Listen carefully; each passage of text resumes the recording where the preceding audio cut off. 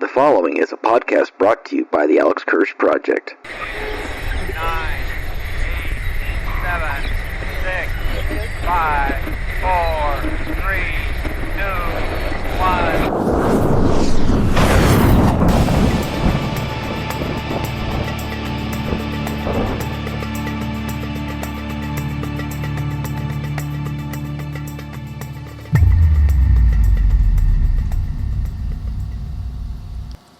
Biden pardons simple marijuana possession for thousands of Americans and on the federal level. What does this mean for Americans?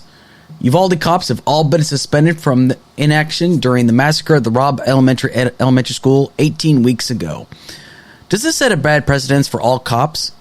OPEC has decided to cut oil production all across the world. How does this affect the entire world?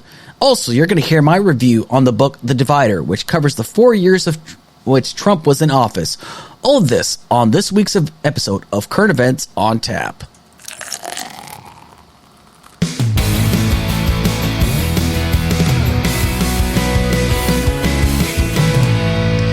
And good evening, listeners, and welcome to another episode of Current Events on Tap with your host, Alex Kirsch, a podcast from the Alex Kirsch Project. Hey, that's me. Army retiree, truck driver, pragmatic progressive, political commentator, and you know what? Sometimes I'm a clout chaser. If this is your first time listening, please do me a solid and hit like and share and subscribe to my Spreaker, YouTube, Spotify, and my iHeartRadio. This podcast gives you this week's current events, and I will also do what I call the beer of the week. I pick one beer and I review it based on price, pour, aroma, taste, and I give it an overall rating. Be sure to catch me every Friday at 7 p.m. Eastern Standard Time on Spreaker, and catch me at your earliest convenience on YouTube, Spotify, and iHeartRadio. Just type in the Alex Kirsch Project, and you will find this podcast. Now, I'm sorry last week I did not do a show, but you know what? I just felt there wasn't really enough news in the world right now, and I decided, you know what? I'm going to take my wife out on a date. So we actually went out to a very nice restaurant in Frankenmuth. It was a very, very, very good restaurant, actually, and we had a very good time. So honestly, it was definitely worth it. But I'm back this week, and I definitely had to make sure I made up for last week. However, I just want to make sure that this week is a very good week because there's a lot going on in the world and there's a lot going on in the news. Now, I only picked a couple topics because I really, really wanted to talk about The Divider because I definitely highly recommend this book. However, first things first, it's time to talk about the beer of the week.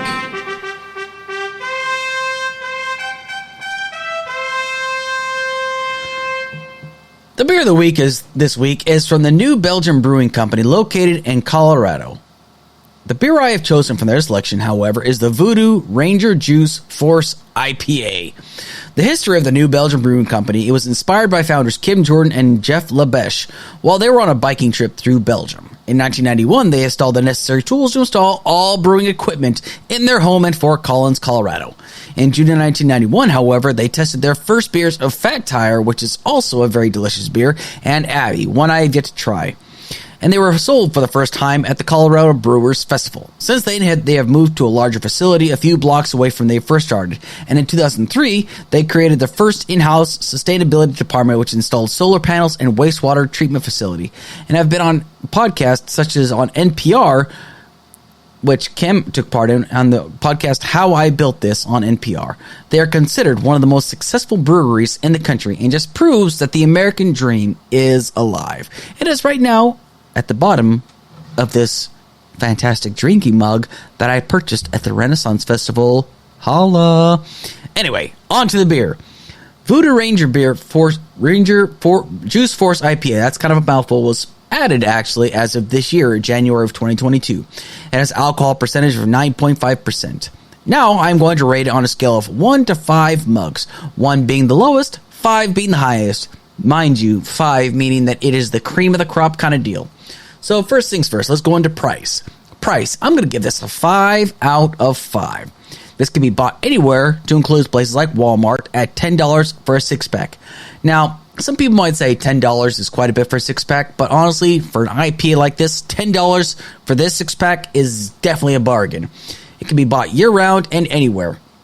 And like I said, I bought this at Walmart. I was, however, introduced to this IPA by my friend Big Sarge and his co-host from Rants on the Rocks, Ghostbait. Ghostbait was the one that got him to drink a glass, and they said how good it was. So guess what? I had to try it. I had to sate my curiosity. And for $10, you definitely get your bang for your buck here. So, gents, I do appreciate you all saying this is a great IPA, because let's go into without further ado, let's go on to the next part about it. But this is definitely, for a price, 5 out of 5 is an easy 5 out of 5. The pour, another 5 out of 5. A very steady, nice pour. Has a very beautiful hazy orange and amber color. So beautiful just to look upon. The foamy head is, as long as it's poured correctly, makes this a true standout beer. It's very presentable and just definitely a feast for the eyes, because as a wise chef by the name of Marco Pierre White once said, is like, most judges feast with their eyes first. They eat with their eyes first because it has to look presentable. And this beer definitely does look presentable. The beautiful hazy color and that nice little foamy head on the top of it. Easy, a 5 out of 5. Aroma, another 5 out of 5. The smell that is so fruity and so very, very pleasant of all IPAs. It outdoes all other IPAs I've ever had, as a matter of fact. Yes, even the Pogalicious brand that I had not too long ago. It smells so fruity, but it's not overpowering. It's one of those smells. Like, you smell it, you can definitely pick up all the different flavors in there. And it's truly just absolutely fantastic. Definitely another easy 5 out of 5. Move on to taste. Another 5 out of 5. Big surprise. It tastes just like juice, but it has that serious punch to the taste buds, but in a good way. This is one of the smoothest IPAs I've ever actually had without hardly any bite to it whatsoever. Because, you know, sometimes IPAs have that real strong bite to it that kind of has that pucker factor to it. This IPA does not have that pucker factor whatsoever. Now, remember, I am not an IPA kind of guy, but move the hell out of the way, Pogalicious. There's a new IPA king in town. The Mosaic hops of mango and berry, the Chinook hops with that hint of grapefruit, the Aussie Galaxy hops that give that additional citrus taste, and all the other magical flavors that this just truly makes it a magnificent IPA to behold. It packs the punch of an IPA, but as smooth as a drinking punch bowl juice at prom. Not that I ever did that, however. So again, once again, a 5 out of 5. Overall, a 5 out of 5. And this is going to be the show's first ever badass seal of approval.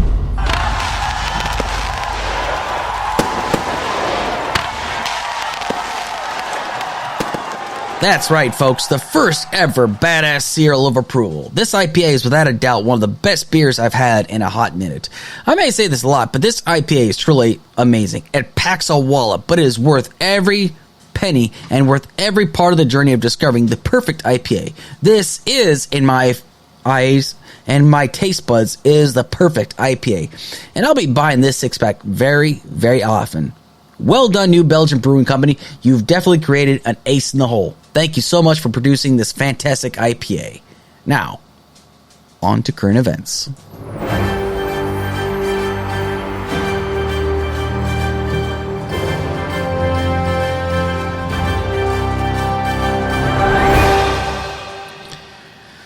So yesterday, President Biden made a huge power move. Now, people might say, oh, well, he's just trying to buy votes. Well, guess what? It's working, honestly, because guess what he did?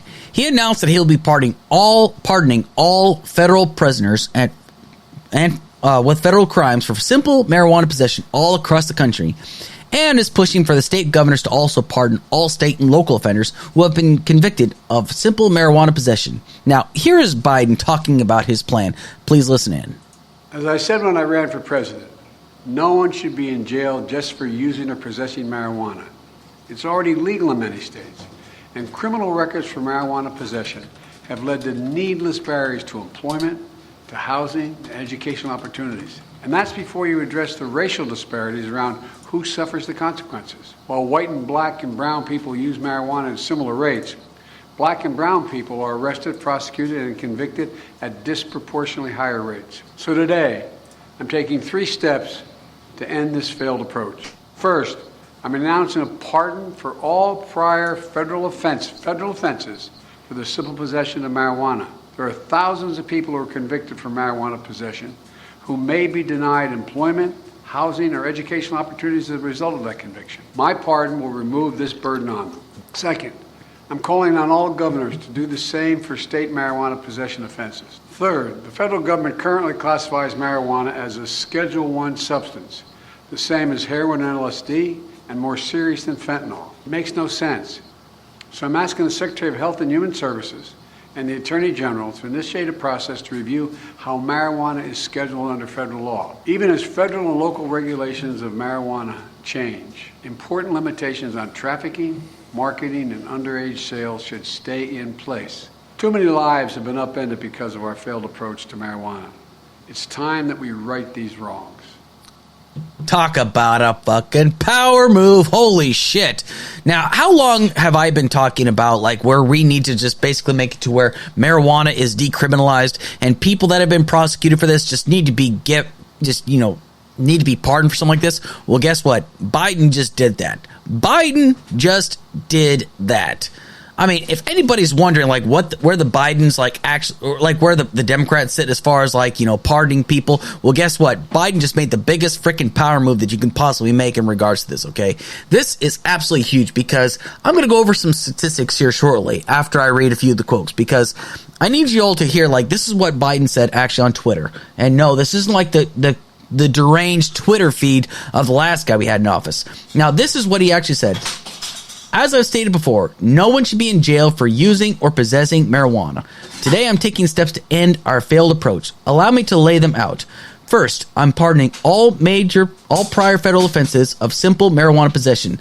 There are thousands of people who were previously convicted of simple possession who may be denied employment, housing, or educational opportunities as a result. My pardon will remove this burden. Second, I'm calling on governors to pardon simple state marijuana possession offenses, just as no one should be in a federal prison solely possessing marijuana. No one should be in a jail or state prison for that reason either. Third, we classify marijuana at the same level as heroin and more serious than fentanyl. It makes no sense. I'm asking Secretary Becerra and the Attorney General to initiate the process of reviewing how marijuana is scheduled under federal law. I'd also like to note that as federal and state regulations change, we still need important limitations on trafficking, marketing, and underage sales of marijuana. Sending people to jail for possessing marijuana has upended too many lives for conduct that is legal in many states. That's before you address the clear racial disparities around prosecution and conviction. Today, we begin to right those wrongs. And, what's funny is that the fact that social media has been going absolutely batshit crazy, okay? Now, the conservative base likes to do the whole let's go Brandon bit, and then the progressive left has gone on to saying things like Dark Brandon after his most recent speech that he gave, where everybody said it was the most divisive speech they ever heard from a president, which I think is bullshit. Now the terms Dark Brandon has been, changed with Dank Brandon, okay? Now, for those that are unfamiliar with the term dank, okay, dank is a term that I guess was adopted by taken over by the people of Jersey Shore, which dank is like a term for weed smokers for something that's like, oh, this weed is really dank as a means of approval, okay? So basically, it went from Dark Brandon to Dank Brandon, okay? Now, I usually don't go for terminology, but just to piss some people off, I'm going to go with it. I'm going to frickin' roll with it because this is absolutely amazing, okay? This is incredible because marijuana is a plant. I have never smoked marijuana. I've been around marijuana, and I can tell you one thing. When it comes down to marijuana, I have yet to see somebody that smokes straight marijuana go off and commit an act of violence. It's a very chill, plant that people smoke on. Now, I've seen plenty of people that drink alcohol that go and commit acts of violence all the time. You see the people that get this liquid courage, that they'll drink a lot of liquor, beer, whatever, and they just find themselves feel like they can walk on water and they're 10 feet tall and they can fight anybody, okay? You can talk to anybody. You can talk to every bouncers like, my friend Gary talks about, like the people he's had to kick out because they had this sudden liquid courage, okay? With marijuana, very rarely do you hear these stories about people that just take marijuana and next thing you know, they feel like they are 10 feet tall. You give them their favorite musical album, give them their favorite snack to chew upon, and guess what? They are happy. They are content. They are living large. That's exactly the kind of people you're dealing with here. But yet you've got people that are spending time in prison for the simple possession of this marijuana. It makes it harder for them to get jobs. It makes it harder for them to get opportunities out there in the real world. This is a very serious issue. We always talk about how the prison industrial complex is a very serious problem. And the majority of people that are in prison is for drug offenses, actually. People that are in prison for simple possession of drug possession is completely absurd. Now, let me go over some. These are some statistics according to the ACLU. Of the 8.2 million people of marijuana arrests between 2001 and 2010, 88% were simply for having marijuana. Despite equal usage rates, black people are 3.73 times more likely than whites to be arrested for marijuana possession. In 2010, 52% of all drug arrests were for marijuana. A bust could mean losing your job benefits. And currently across the country, this is as of this year, currently across the country, less than 150 people are in prison for cannabis possession. But now, this is huge because think about all the people, the 8.2 million marijuana arrests between 2001 and 2010. There are thousands of people for simply having possession of marijuana that are now going to be pardoned by the president on a federal level. Now, he didn't say, I'm saying that all governors should be doing this. He was simply saying, it's like, I would like to see all governors to follow the same lead. Because do you have any idea what this could do for their campaigns, honestly? Now, I'm pretty sure you're going to see a lot of the left-leaning states that are going to follow the lead of President Biden, essentially. They are going to make sure that they're going to follow the same lead because this is huge. This is exactly how you fight, not just against the criminal justice system that has corrupt people in it. You're also fighting against the drug complex, essentially, because let's put it this way. The war on drugs, since its inception, has been a drastic failure. Far too many people have been arrested and thrown in prison for simple possession of drugs like marijuana, honestly. And while they're in prison, they are subjected to, discrimination. They're subjected to sexual assault, to include rape. They are also, forced to, mingle with people that are, less than, ideal in that regards. We're talking about, Aryan nations, really, really bad people that are truly deserving behind bars.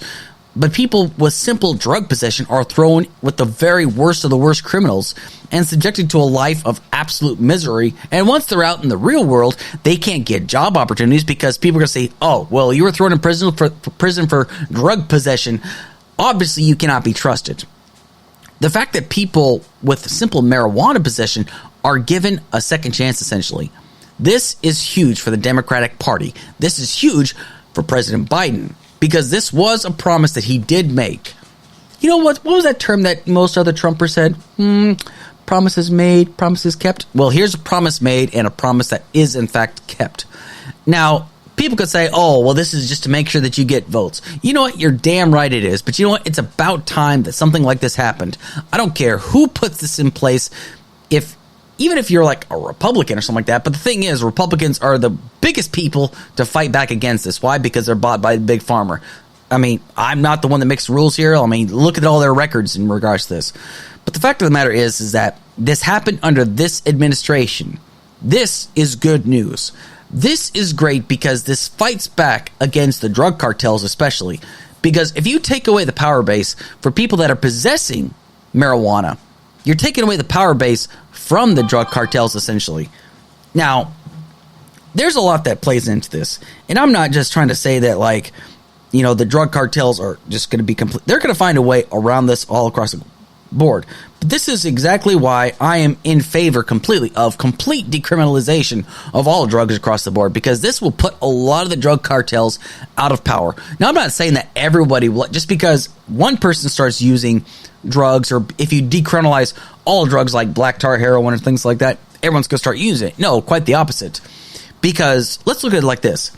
Alcohol is legal for people that are 21 and above in this country, right? That doesn't mean everybody drinks alcohol. It's just readily available for you. In some states across the country, they don't sell it to you on Sundays. In some parts of the country, they don't sell it to you on Sundays until a certain time of the day. However, personal choice really kind of plays into it. Now, the reason why drugs are still a problem is because the first solution is throwing people into prison instead of getting them some kind of a real hardcore rehab. Now, I remember a long time ago, I watched an episode on Last Week Tonight with John Oliver where they talk about rehabilitation facilities, where some of these rehabilitation facilities claim to be the number one in the country, but it's all a facade. They tell people to say, yeah, I got the best treatment here, but then some of these people end up relapsing into it. That's not good. There's a lot that kind of plays into it. You need to have a rehabilitative system that actually makes people better, that makes them well, because alcoholism is still a problem in this country. There are people across the country that suffer from alcoholism, that go to AA meetings. It's something that is a real dedicating lifestyle change. And the same thing can be said for drug use. There are plenty of people that suffer from drug abuse and that abuse drug for years that need help. Now, if you have these options available, where there's competent counselors and supervisors and sponsors to help these people, you're going to see a drastic turnaround. Now, I'm not saying decriminalization is the end-all, be-all scenario to make things better in this country. I'm simply saying that it's a better solution than just throwing people in prison, because drug use still happens in prison. How often? I don't know. I couldn't tell you this. However, I'm simply telling you that throwing people in prison is not the answer, because what happens when you're thrown in prison? It shows up on your permanent record. And just think about how many people have been affected by this at the federal level, at the state level, at the local level, and how much this pardon on the federal level will mean to them. It means they now have opportunities they did not have before, because these are non-violent offenders. Now, it should be treated exactly as alcohol. If you're smoking weed under the influence and you get pulled over, yes, you should be prosecuted for that. Because why? You're driving under the influence. It's so simple. Complete decriminalization of marijuana across the board. It's so simple. It doesn't make any sense as to why people are still being prosecuted and still being treated like they are the worst criminals on the face of planet Earth. It makes no sense whatsoever. This is a huge power move by the Biden administration. You got to give credit where credit is due. People that are not giving credit where it's due are just people that just don't like Biden. That's that simple. This is a huge power move. This is a great power move. This is something that I 100% get behind. And you know what? If you're against the prison-industrial complex, and if you're against the war on drugs, then you should be in full support of this too. Well done, President Biden. So the cops of Uvalde have been suspended, at least the majority of them that took part at that were responding to the situation at Robb Elementary School a few weeks ago. The Uvalde school officials have suspended all district police department activities. Now, does this set a bad precedence? No, it shouldn't. This is basically just saying, you guys screwed the pooch. You guys did not support our children when they needed you the most. The 19 children and the 2 adults that were killed. They stood outside of those classrooms for over an hour while these children and these teachers were being slaughtered. These cops did nothing. And what's amazing is, I still talk about the fact that some of these cops were checking their phones, of all things, instead of actually reacting to this. Now, this does not set a bad precedence. What sets a bad precedence is when cops are not reactive when they are needed the most. And it sets a bad precedence when they are overreactive to when it's not necessary. That's what sets a bad precedence. People need to understand something. You cannot reward bad behavior. And by bad behavior, I mean cops that stand by and do absolutely nothing while children are being murdered in a school. Now, the argument's been made that we need more school resource officers. The hell we do. Because there was a school resource officer at Parkland. That didn't deter him. There were cops on scene in Uvalde. That didn't deter the shooter. He kept going. There were cops in Chicago on the 4th of July. That didn't deter the shooter. It's that simple. We need to focus on what's reality here. All right? The situation. What's important here is to focus that there are people in this country that are mentally unwell that should not own firearms. It's that simple. The cops that failed to act in Uvalde, they failed to act and children died because of this. This is not a bad precedent. Not by a long shot. And I want everybody to understand this. I am not anti-cop. I am simply against cops that fail to do their jobs or go way over the top when it comes down to doing duties. Because recently, I remember I was on a Discord server, and there was a discussion about whether an excessive use of force used against a guy that was suffering from a mental condition. He was threatening to kill himself. He was threatening to cut himself with a knife. Now, mind you, he had a knife, and they'd been trying to negotiate with this guy for about an hour. Now, the claim is that he was like lunging at cops from inside of his, from the comfort of his car, while still seated in the car, okay? And you see a cop standing on top of the hood of this guy's car and just emptying his clip into the car, essentially. Now, it's easy for so many of us that have never been in that situation before to be judging so hastily. It's so easy for us to do so. However, how is it that in some situations cops overreact, but in a situation like what happened in Uvalde, they underreacted?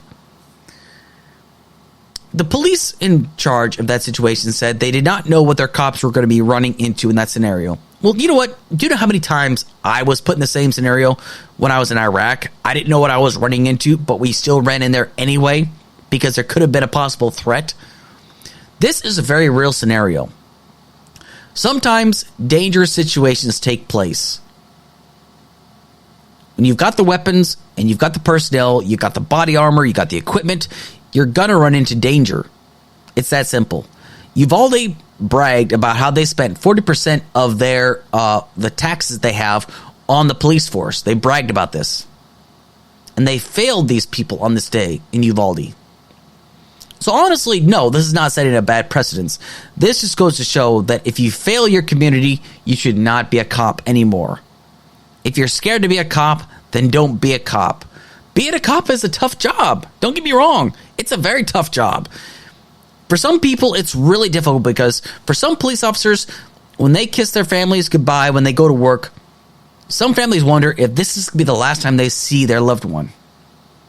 There are plenty of cops out there that have sacrificed everything, doing the right thing, that have been killed by people on the street, by criminals on the street.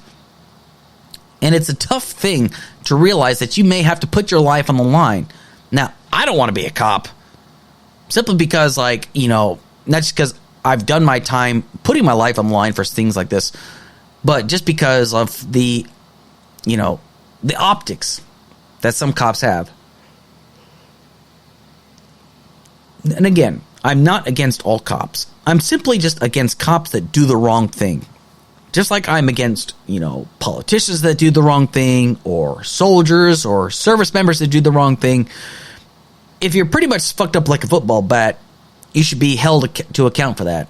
It's that simple. So the cops that have been suspended, it's just your comeuppance. It's that simple. You had your chance to prove, to put your money where your mouth is, and you failed miserably.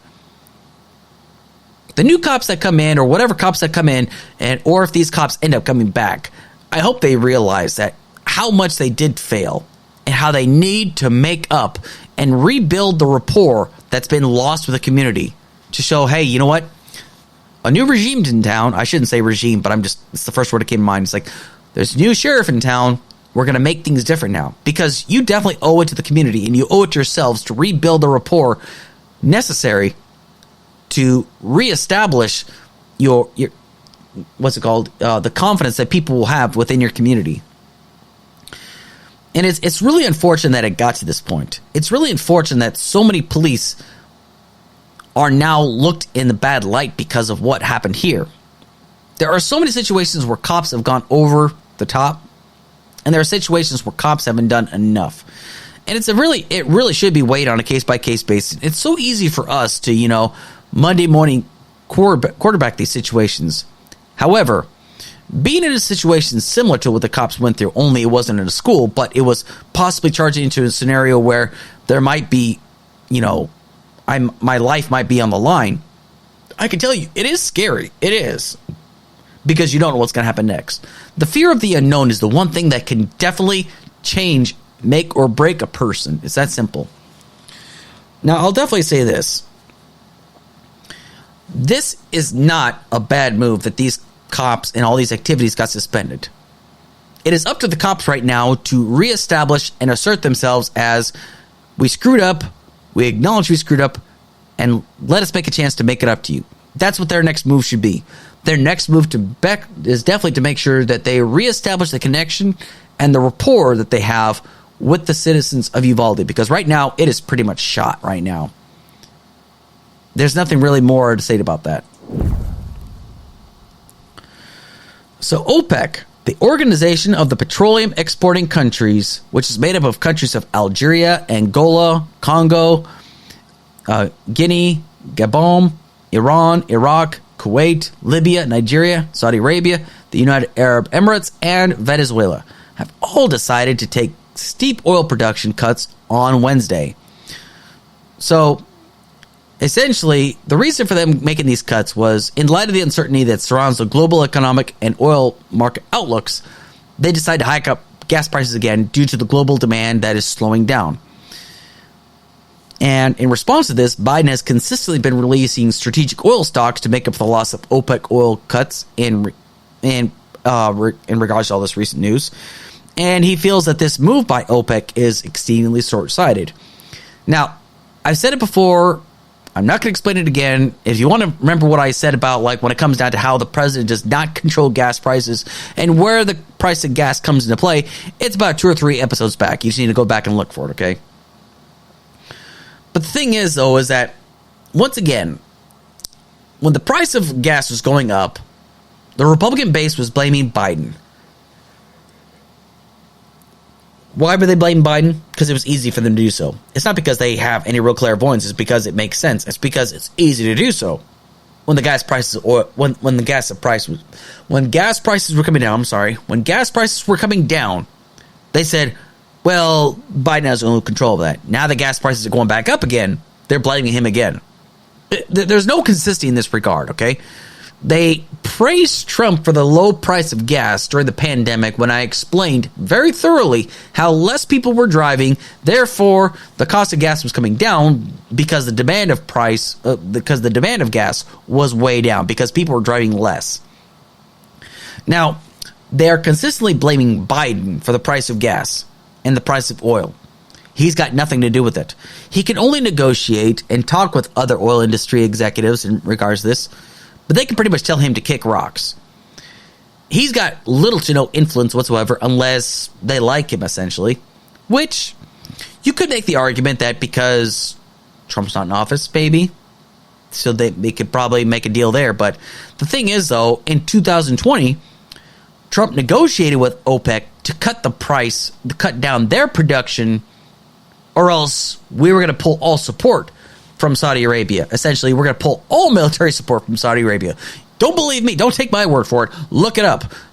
Look where Trump made the negotiation that cut steep oil production from OPEC. Well, guess what? Now they're cutting production even further. Now, there's an argument to be made that they are doing this because they're supporting Russia. Now, I've got no proof to back any of this up. However, Biden decided to cozy up to Venezuela, and that has been met with consistent criticism, especially by the right. And why is that? Take a guess. Have a go. Take a gander. Long story short, the reason why this is because they feel that this is going to empower the president of Venezuela, Maduro. They think that this is going to keep Maduro in power because he made the United States just walk up to them like a sick dog begging for oil, okay? Now, here's what people need to understand. Venezuela is still an absolute gold mine when it comes down to oil.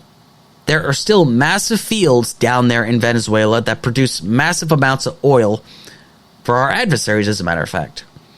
So, oil is a global commodity. This is what people need to remember. Oil is a global commodity.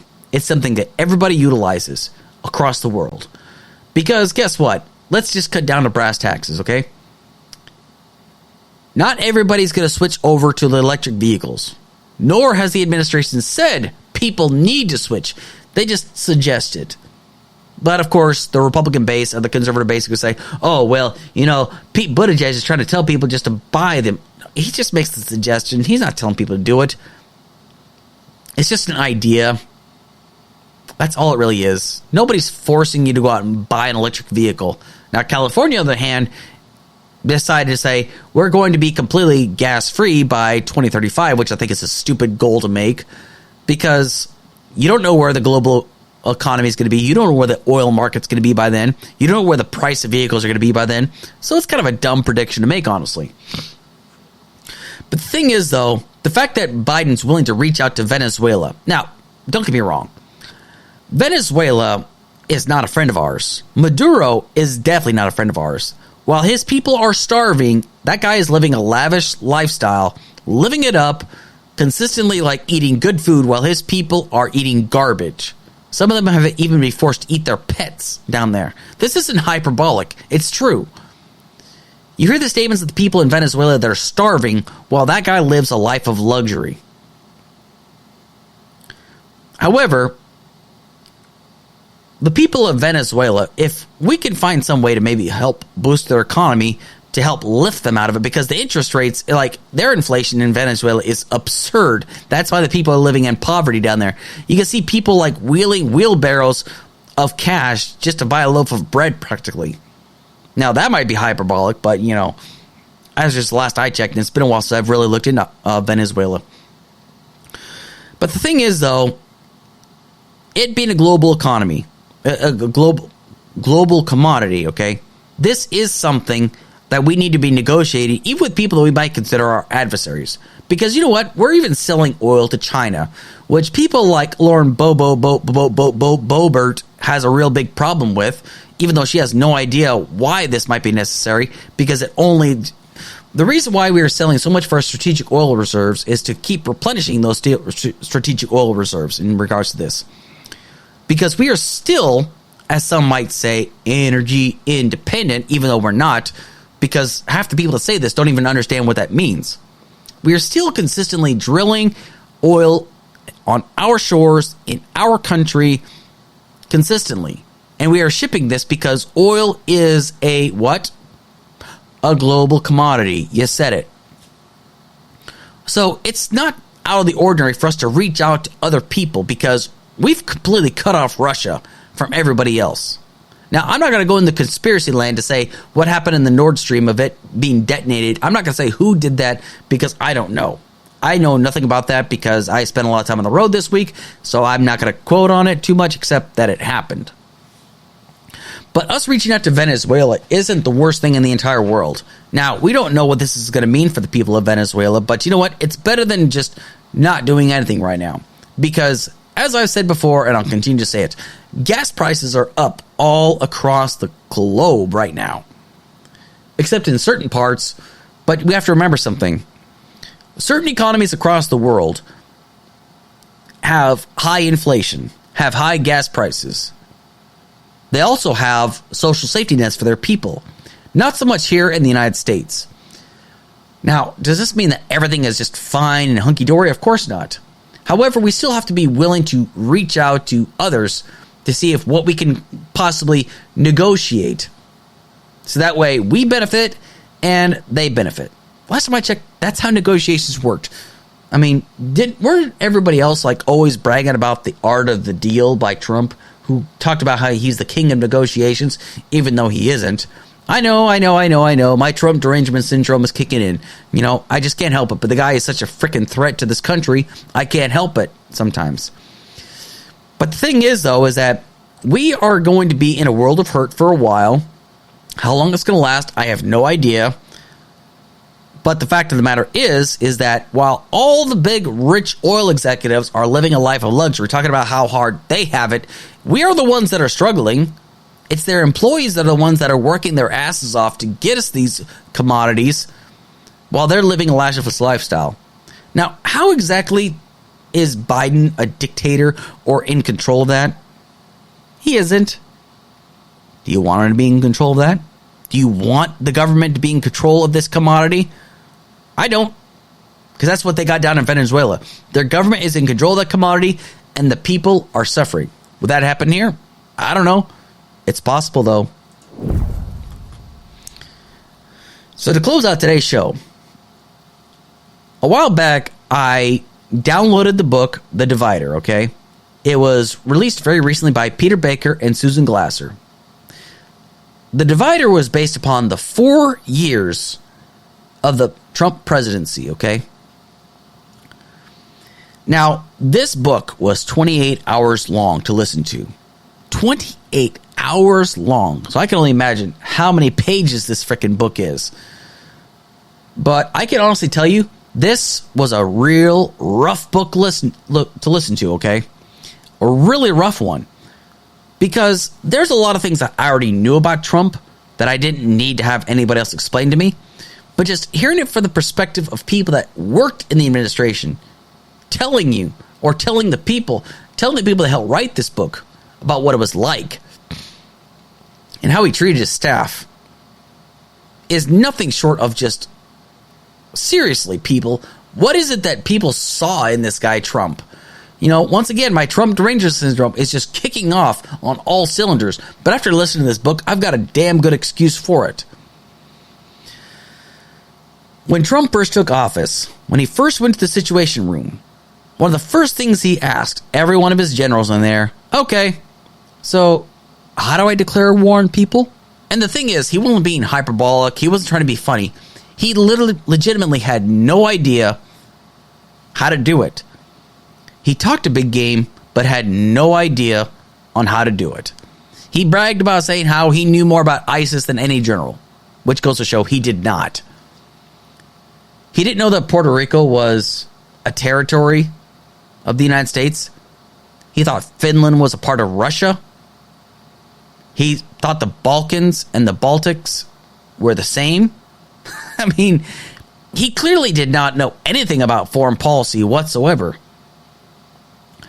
And the thing was that it's not just the fact that he just did not understand foreign policy, but it's just like he believed he did.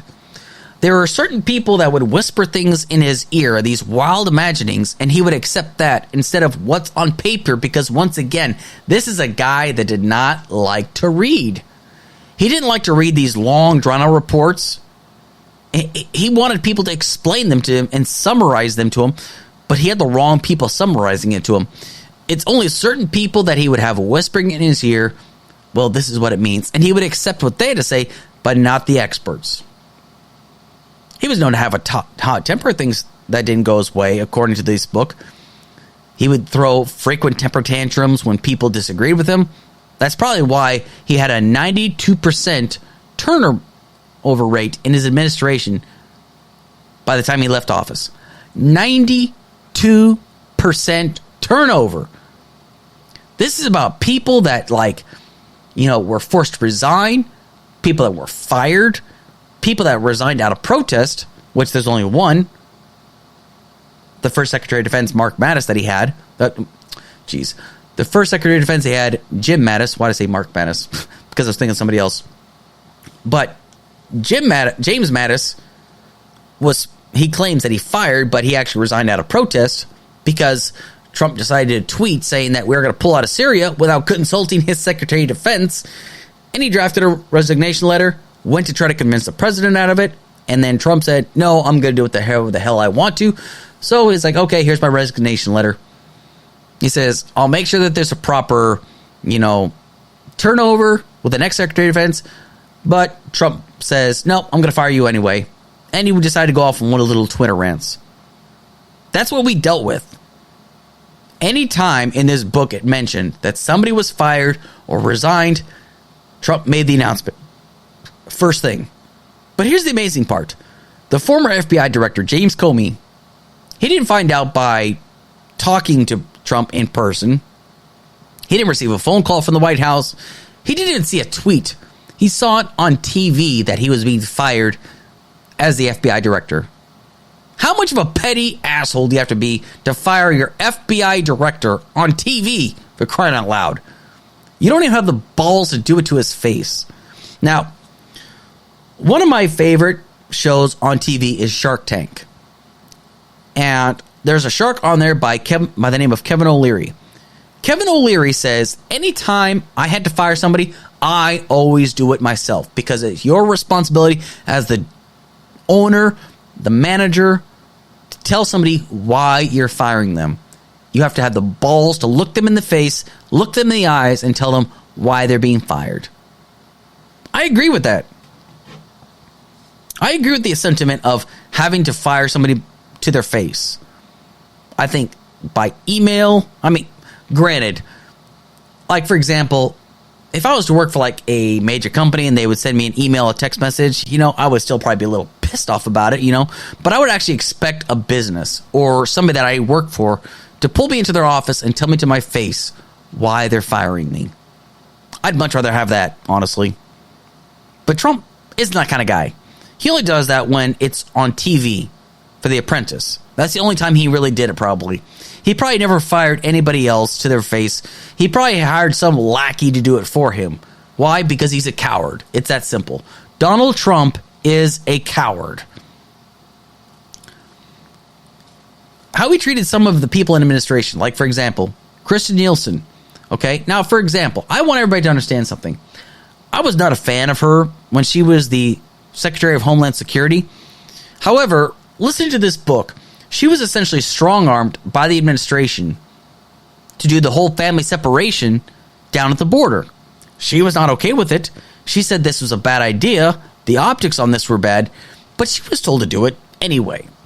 So, when she went through with it anyway, when it went bad, when the administration looked really, really bad, the fact that they were separating children and babies from their parents down the border, who stood in front of the microphone and took the hit for it?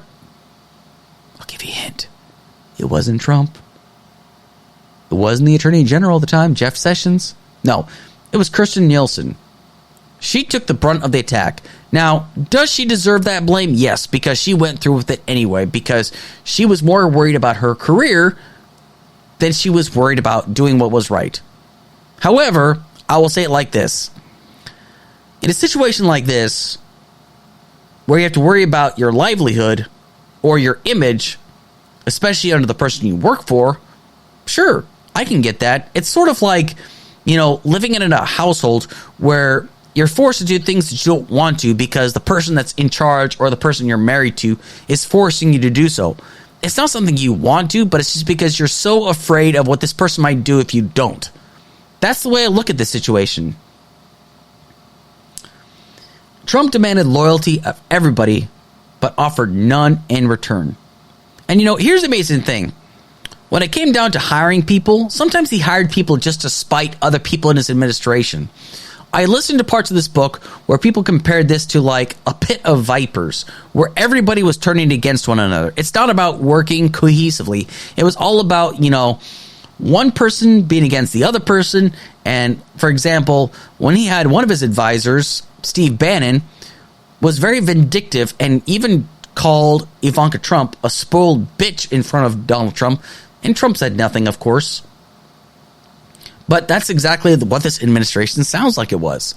Everybody was turning against one another because that's the kind of thing he lives up for. He lives for the chaos. Well, here's one of the main reasons why he brought Mark Milley as a Joint Chief of Staff. Not because he was highly qualified, which he still is, but it's because him and his Secretary of Defense at the time, James Mattis, did not like each other. So he brought him on to spite Jim Mattis. That's petty as hell. Petty as all get out. What kind of a petty individual have to bring somebody in just to spite the individual? That's no way to build a cabinet. That's no way to build an administration. But we are talking about Trump, though. In the book, when he was talking about his deal that he made between North and South Korea, apparently he reached out to President Shinzo Abe of Japan to recommend him for the Nobel Peace Prize for his deal between North Korea and South Korea. Not Shinzo Abe recommended him, but he wanted him to recommend him for the Nobel Peace Prize. The list goes on and on, but here's the one that really got to me as well. One of many situations. When Mark Esper, the third Secretary of Defense, he called up the former White House Chief of Staff, John Kelly, on what he should do in regards to being the Secretary of Defense. John Kelly told him, "Are you ready to be a yes man? Do absolutely everything that the president says without a question?" When Mark Esper said, "No, I can't do that," John Kelly says, "Well, guess what? That's how you're going to get fired." That's where the whole loyalty comes into question. That's the whole loyalty thing comes into. This is the kind of thing that Trump wanted. He wanted an army of yes men and yes women. People that would never fight against him. People to tell him that he was wrong because he never believed he was wrong. This is how he still is to this day. He is still innocent of everything. He's the most persecuted person ever. That's what he is. And people have to believe him. You can't fight against him. If you fight against him, you're going to meet the underside of a bus. It's that simple. That's the kind of person that Donald J. Trump is. He's the kind of person that demands every bit of loyalty but will offer you none in return. It's absolutely shocking how much this guy's been able to get away with anything. It's completely absurd. And I am just completely shocked that so many people still buy into his bullshit, honestly. Why do you people buy into his bullshit? Why? Because he made one or two campaign promises that he fulfilled? Because he says what you're thinking? Let me tell you what Trump created. He created a cult. A flat-out cult. And you guys are stupid enough to follow his lead. I have no problem saying that either. People that are dumb enough to say, yes, I love Donald Trump. I would do whatever Donald Trump says. I will buy his MAGA hats. I'm sorry, but you have seriously something wrong with you. I don't buy any Biden gear. Why? Because I'm not in a cult. I don't worship the ground Biden walks on. Why? Because I'm not in a cult. If he screws something up, I'll call him out on it. But really, to put the icing on the cake, I'm going to read an excerpt to you from the epilogue of the book The Divider. This is like close towards the end of the book, where they did a second interview with Donald Trump, okay? I got to take a drink of this before I read in this. Oh, God, that's so good. Delicious, delicious IPA.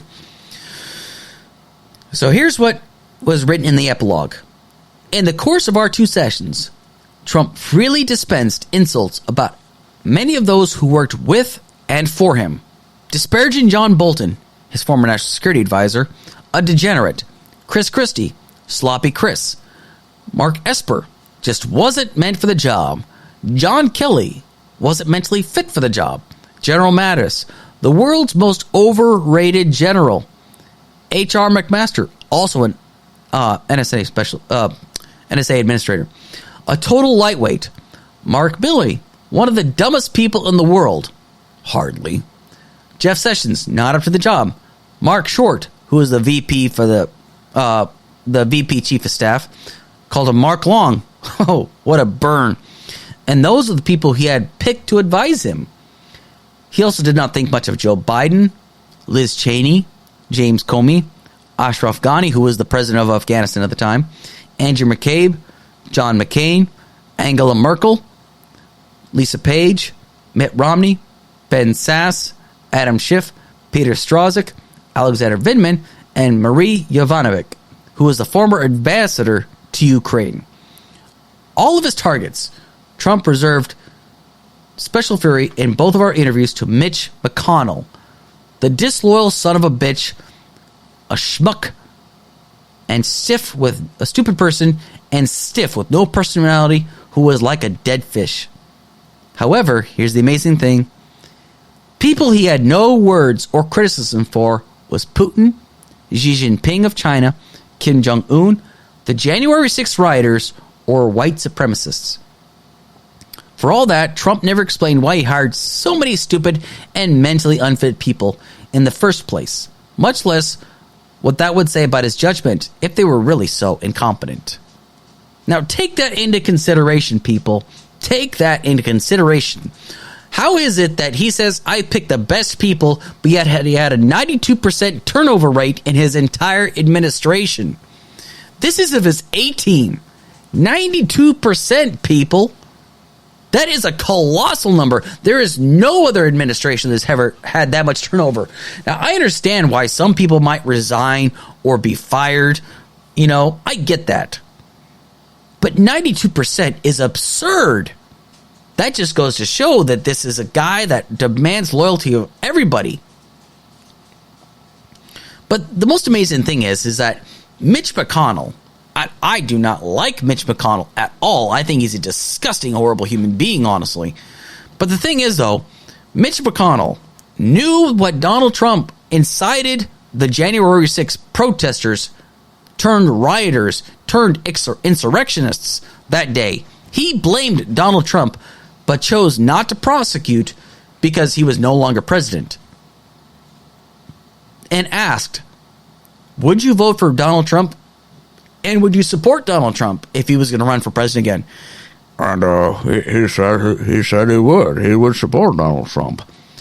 Even though Donald Trump has completely gone above and beyond to insult Mitch McConnell. I mean,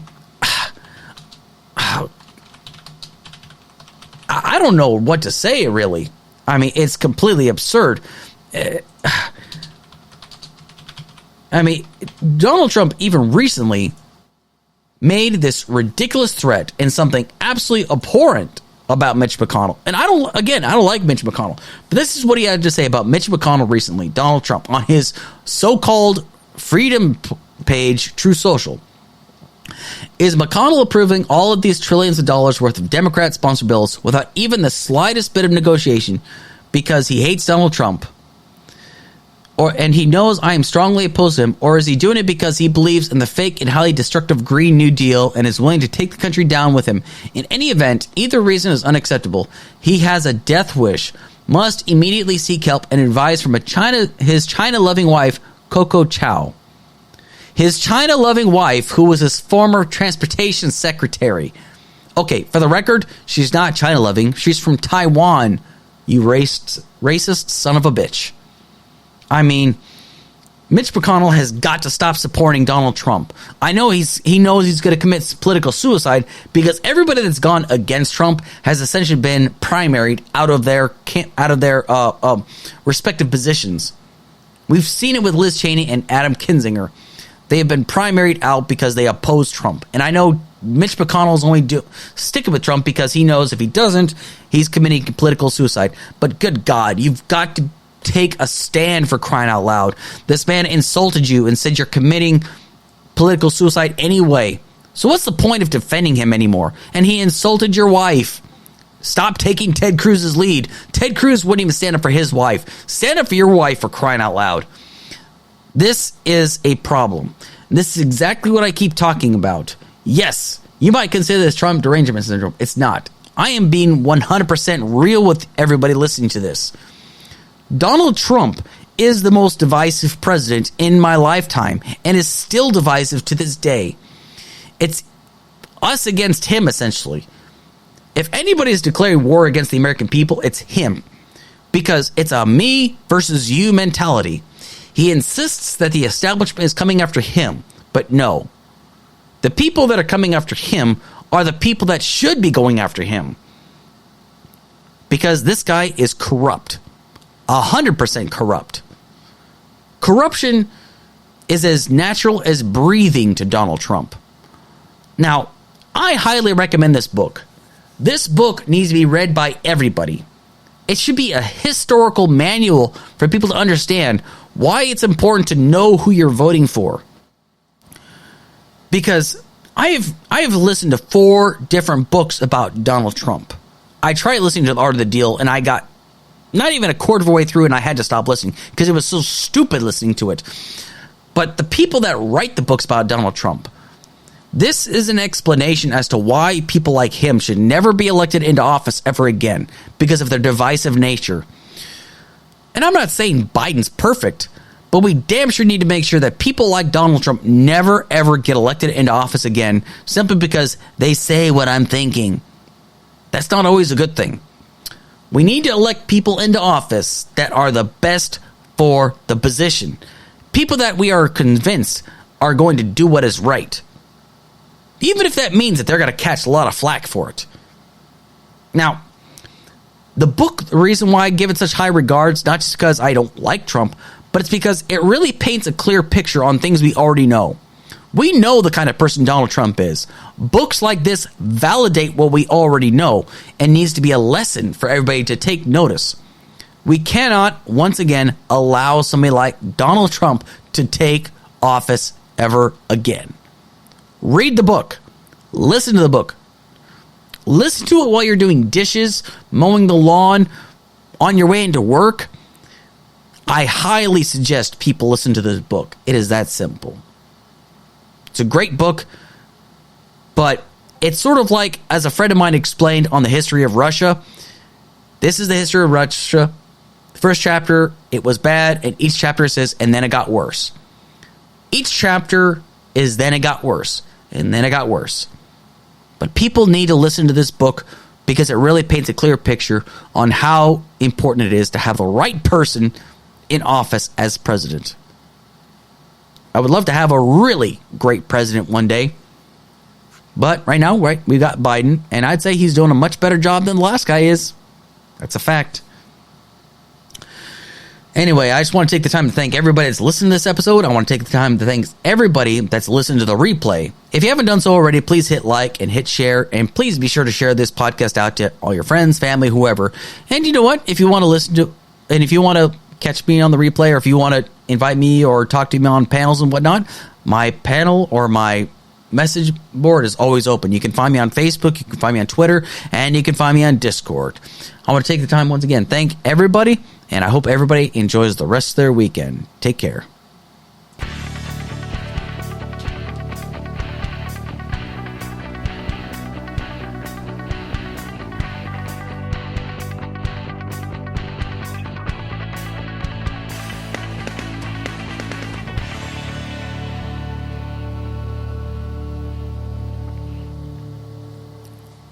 This has been a podcast brought to you by the Alex Kirsch Project. Thank you for listening.